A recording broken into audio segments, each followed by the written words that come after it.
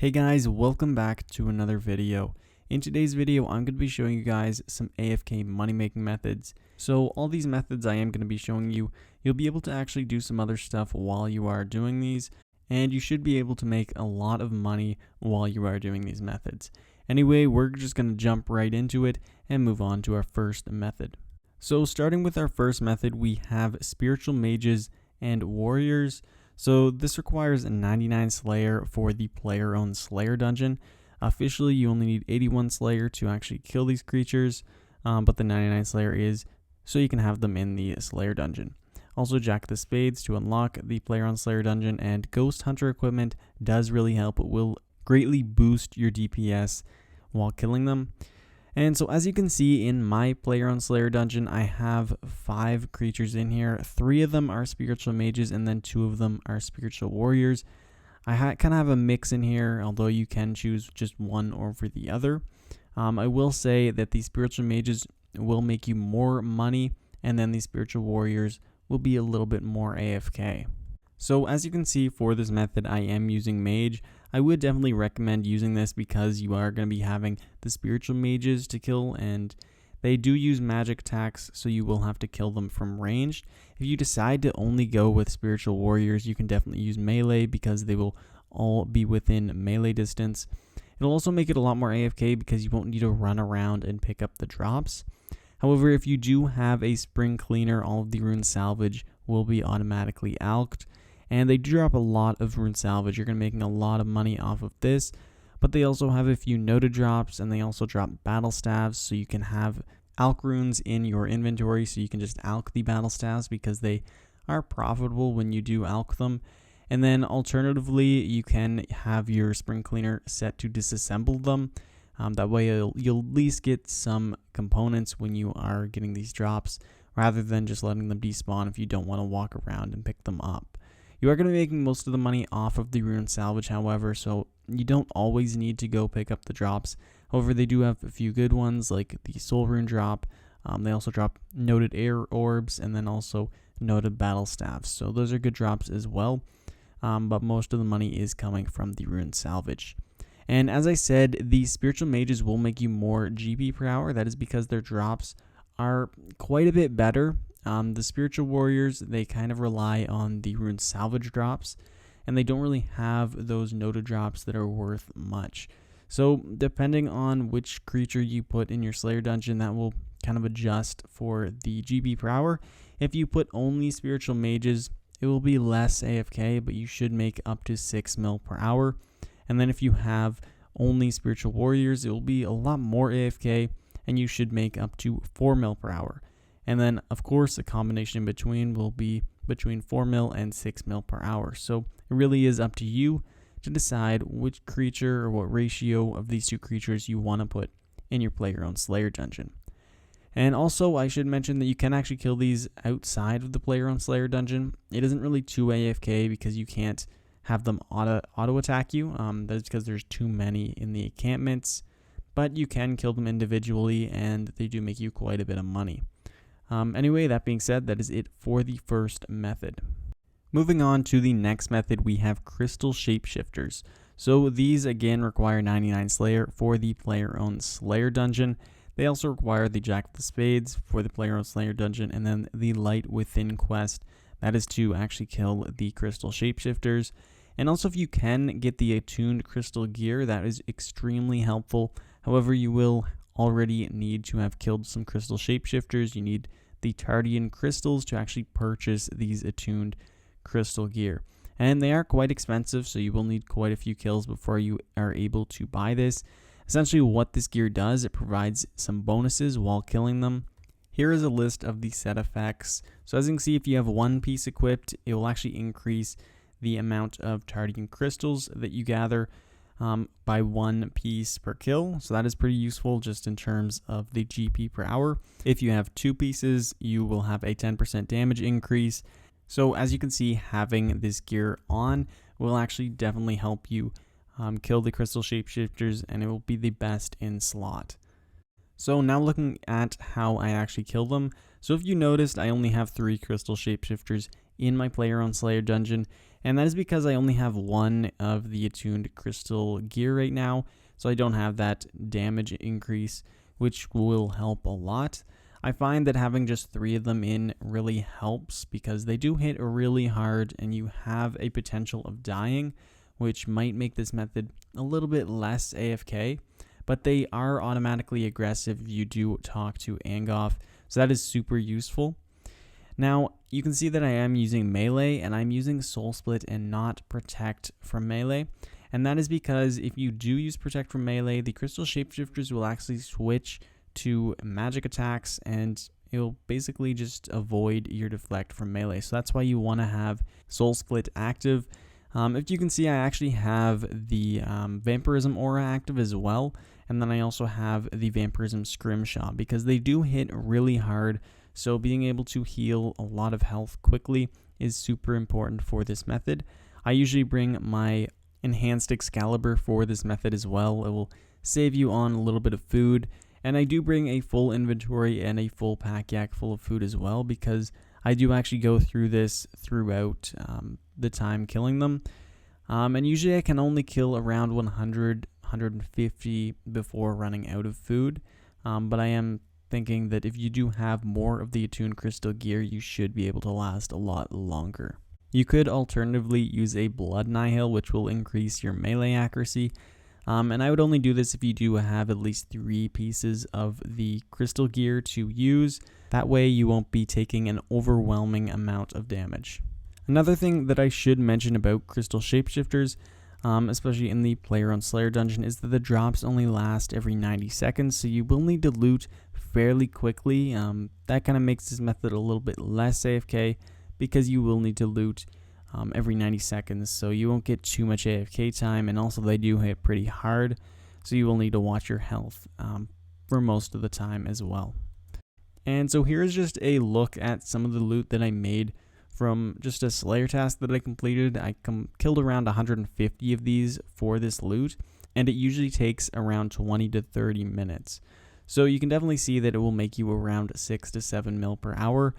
You can see that I have 323 of the Tardian crystals as well, and those are actually listed at around 2k each. So you can actually cash them in. You can trade with Angoff, and you will be able to buy some crystal gear. And the crystal gear does go for quite a bit of money. So as you can see here, you can estimate around each crystal around 2k each. So that is a nice bit of cash that you will be making there as well. Also bringing the Spring Cleaner and just alching the Rune Salvage. That will definitely make you a lot of money from this. So overall, this is a really great money making method that you guys should try out. You can make tons of money, and it is pretty AFK as well. Moving on to the next method, we have making equipment siphons. So the only requirements for this method is having 27 invention.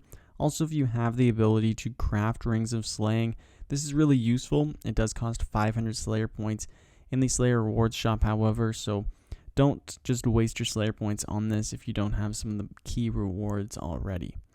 So as you can see, I have Acadia logs, I have ruby necklaces, and then I also have magic short bows. So you are going to want to disassemble these, and this is basically the AFK part of the method. So you will just want to disassemble these for a full hour or as long as you want to do it, and then you'll be getting the components to make the equipment siphons. So from the Acadia logs, you'll be getting the simple parts. From the ruby necklaces, you'll be getting the precious components, and then alternatively, you can use the rings of slaying in place of the ruby necklaces. These give more precious components at a cheaper cost, so this is a good alternative for the ruby necklaces if you can do it. As I said, it is one of the best ways to actually get precious components, so if you can do this, I would suggest it. And then lastly, the magic short bows.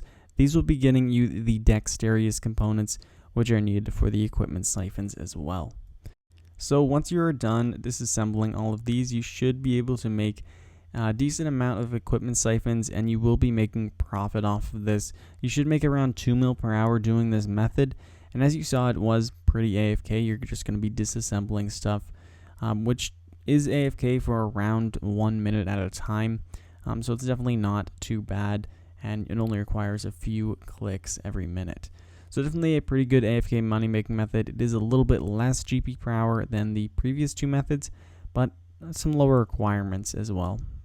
Moving on to the next method I'm going to be showing you guys is charging empty divine charges. So the requirements for this method, you require 101 Slayer. Also 95 Divination is recommended, so you can do it at the incandescent energy. However, you can use other spots, it just wouldn't be as effective. The legendary enrichment aura is pretty helpful as well.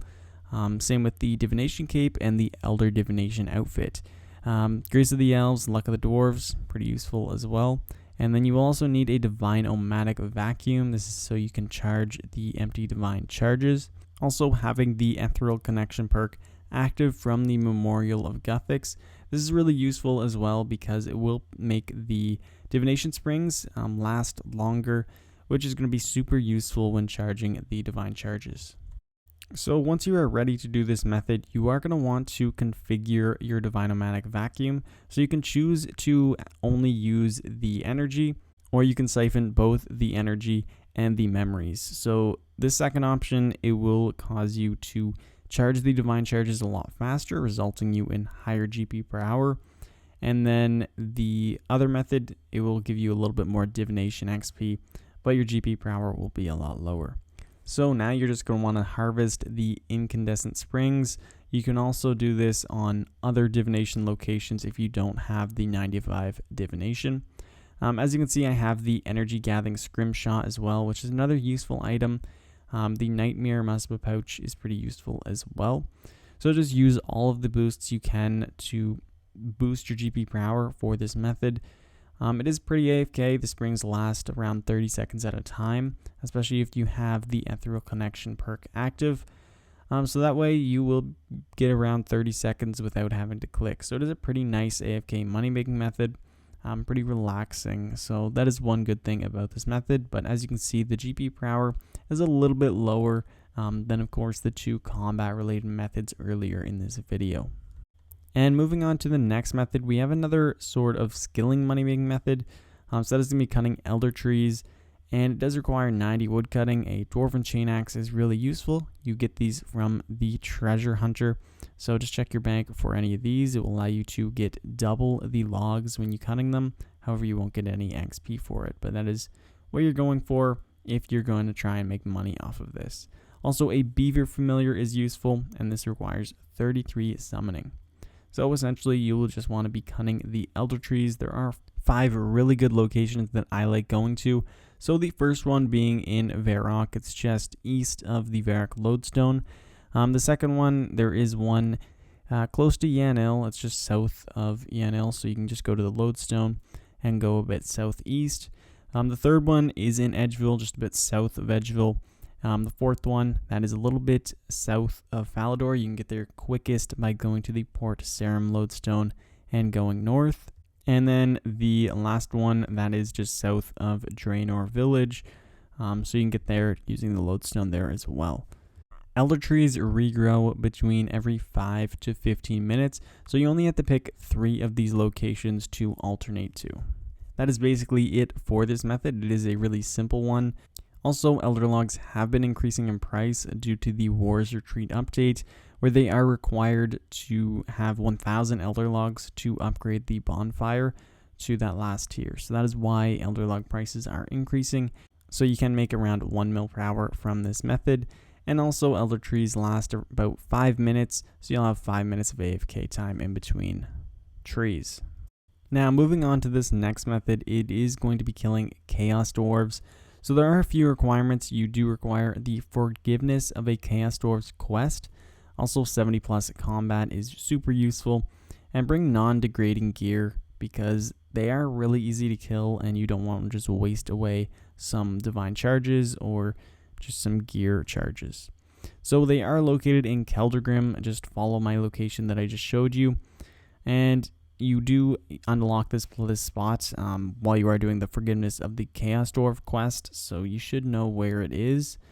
Now, Chaos Dwarves, they do automatically attack you. You do not need aggression potions. So basically, my setup here is my non-degrading equipment besides my Blood Fury necklace. You will get hit a little bit, so you might need to bring some prayer potions, and flicking curses or soul split every once in a while will help. Even if you just bring the enhanced Excalibur, this should be able to prevent you from ever needing any food. So anyway, from these Chaos Dwarves, you are going to be looking for a few specific drops, including their famous Dragon Pickaxe drop. So here's just a quick look at all the drops you can get from them. So first there's the Muddy Key. This is a 7 in 137 drop chance. It is worth around 13k, so not too much. Then they also have the hand cannon shots. So these are around 15k drop. And then there's that Dragon Pickaxe drop. So a 1 in 5,000 drop chance. So you're not going to be getting it very often. On average, probably around once every 8 hours. But it is worth 3 mil, so it's going to be really nice if you do get that. And then the hand cannons. So this is where you're going to be making most of your money. It's a 1 in 132 drop chance, and they're worth almost 1 mil. So you can see you are going to be making a lot of money from this. The nice thing about this method, it doesn't have too many high requirements. They are pretty easy to kill. So the only thing you need is the Forgiveness of a Dwarves quest. And then even if you have somewhat lower combat, you can do this method. You don't require curses, and you only require, I would say, at least 70 defense, so you don't get hit super hard. Anyway, that is basically it for this method. As you can see, it is really good, and you can make around 5 mil per hour doing it. You also get a decent amount of XP as well, so you should get around 60k magic XP, which is not bad because it is really AFK. Also, a nice thing to do is set your loot beam threshold below 15k, so it will go off whenever one of the noteworthy drops are dropped, so then you will know to go pick it up. And so the last method that I wanted to show you guys was the Abyssal Demon AFK method. So a lot of you guys probably already know this method, but I wanted to go over it in this video anyway. So the requirements for this method: 85 Slayer, also 95 Prayer and Curses, highly recommended. 96 Third Lore is highly recommended as well for the overloads. You should bring a Spring Cleaner and a Gem Bag as well. So as you can see, I am using magic in this clip, but you can use melee as well.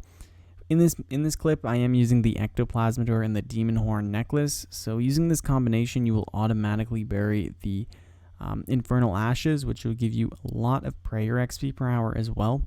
But it does cost quite a bit because you do have to charge the Ectoplasmador. But the nice thing about this as well, it will automatically replenish your prayer. So it makes it a little bit more AFK, but less GP per hour.